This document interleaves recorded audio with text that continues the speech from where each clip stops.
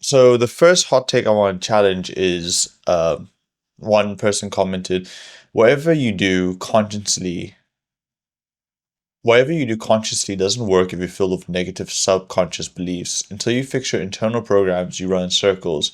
You can't use willpower for lasting change. Big disagree.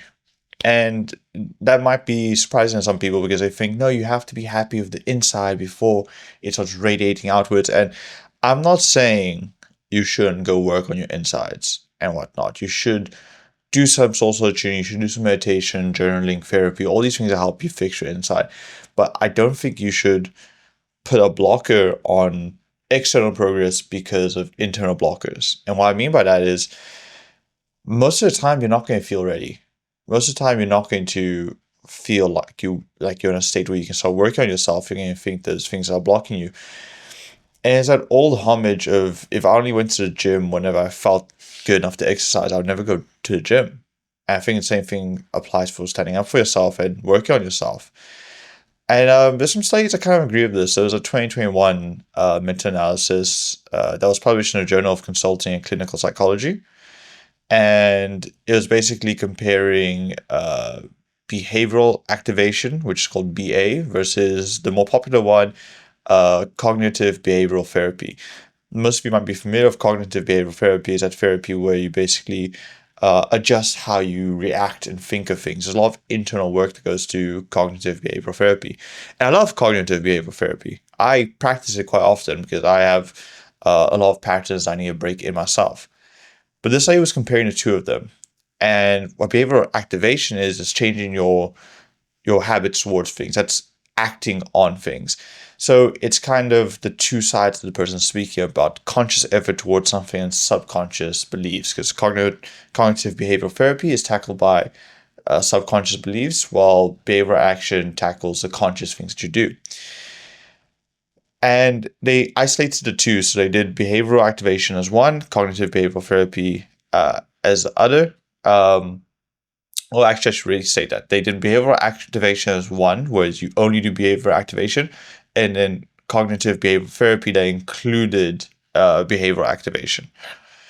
And what they found was that the behavioral activation alone had a standardized mean difference of 0.52. What does that mean? Standard mean difference is an analytics they use, or a form of analytics they use in meta-analysis studies. And what it basically means is you take the mean of both the things and you compare them while taking standard deviation into account. That's like a basic rundown of it. So it's basically a better way of comparing the means. And the closer you get to one, the more significant. So you might think 0.52 is not that significant. But in terms of standard mean difference, that's a huge variance. And also in terms of just how surveys and clinical studies go, that is a big difference. It had a standard mean difference of 0.52, while the full package of cognitive behavioral therapy had a standard mean difference of 0.44. That's a difference of 8 percentile points. That's huge in statistics. And what that means is that actually just acting on the thing often led to better results than thinking about how you tackle the thing and doing the thing. So what I want to say is you don't have to. You can show up for yourself when you're not sure. You can show up for yourself when you have doubts. You can show up for yourself when you don't feel like it, when you don't feel confident, when you don't feel like you're good enough. You can still show up. Yeah, it's difficult and you run out of willpower and motivation at some points, but I don't think that every single time you feel bad about something is a reason to not do the thing. Every time you feel a little bit sick, it's not a reason to not go to the gym. And the way people like to frame this is like you get your best results when you feel your best. That's true. And I'll concede that if you do things in a bad mental state or when you're not fully capable, you can get subpar results. For sure. But subpar results is better than no results. So even when you don't feel like showing up for yourself, show up anyways. Do the thing anyways. Even if you don't feel great, do it anyways. Don't wait for yourself to be mentally okay, or mentally 100% rather, before you start acting on the things you want to act. Otherwise, you're never going to act on them. You're just going to sit around and continue to be passive. You can start working on things even when you don't have it all sorted out. The next one is if you're just starting out on your journey and you're having trouble taking the first step, or you keep telling yourself you'll do it tomorrow, then sorry to say, but you truly don't want to self-improve, because if you truly wanted it, you would have done it already. I disagree with this one with some level of contingency in place. So you might have noticed that on the channel, I've been discussing a lot on what's the difference between a person who self-hate or self-doubt turns into motivation, and a person who self-hate or self-doubt turns into victimhood or victim mentality. And I think I finally found my answer, or at least an answer that I'm happy with. I'm not sure on how to solve it, but I'm sure that I think this is the reason why it's happening. I think the difference is a lot of the things you do now are defense mechanisms built when you're a child.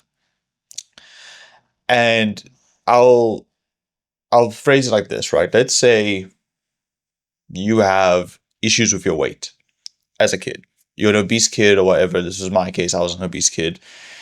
And it's something you want to change. Or it's something you don't feel good about, rather. In the process of not feeling good about it, you as a child try to develop something that makes you feel better about it. It takes away the suffering, or takes away the pain, or takes away how it makes you feel, right? You're left with two options. Maybe you start exercising, the results come, and then you feel better, and then your way of coping with your weight problems is exercise. The other option is you find ways of drowning out that feeling. That could be video games, eating food, some other bad coping mechanism. Whichever one works first is the one you're going to stick with.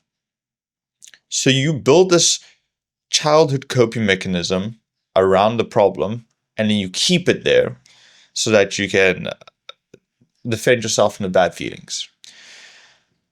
And then you have to unlearn this as an adult. And some people, they just happen to choose the positive one first, and that helps them build positive ways of dealing with this problem. Some people happen to choose a negative one, and that helps them deal with the problem.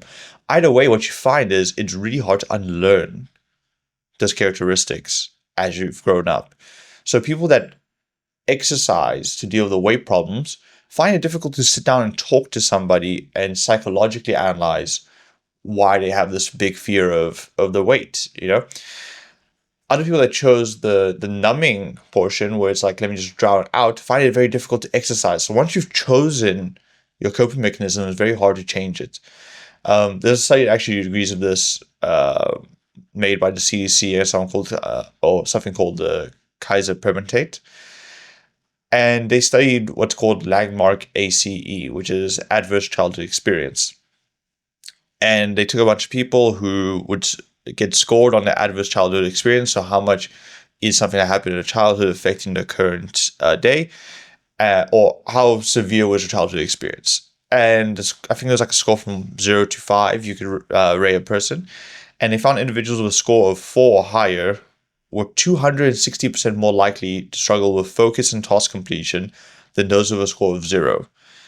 So what happens to you in your childhood most definitely sticks with you. And I think this thing of, if you wanted it, you would go get it. I think these people do want it, but the thing that they've built to deal with the problem is so strongly ingrained into them that they can't get themselves to leave it. So it's not that they don't want it, it's that they have this sticking point they can't get past. How you get past that sticking point, I'm not sure, but I think the first thing to do, just like any problem, is recognizing it, acknowledging it, and being like, oh, this worked for me as a child. I built this defense mechanism as a child, but it's no longer serving me. Because whatever defense mechanism you built as a child, congratulations, it worked. You made it to be an adult, and you're not a serial killer. But that doesn't mean it's the best way to do it. And yeah, you didn't know there was a better way back then, but now you do. And now we have to find a way to get you out of this current stuck fixation into a better one. So I don't believe it's just simply as easy as, if you want it, you go get it. I think there are other factors that come into play here. I think that maybe it's a general statement. It's true. Like, if you wanted something, you could do it. If you believed in something, you'd act in a way that showed you believed in it. That's true. But just because you're not acting a certain way doesn't mean you don't believe in it. So I disagree with that, but I also put the caveat on there that it's probably because you have a defense mechanism that's already worked for you in the past, and that you now need to leave. Hey guys, hope you enjoyed that clip from the interview of Argu. If you want to come onto the podcast, remember, all are welcome. Just fill in the form in the description, and we'll see if we can have you on. If you want to watch the full podcast, click on the link here, If you want to watch anything else from the channel, click on the link here. Thanks for watching, guys.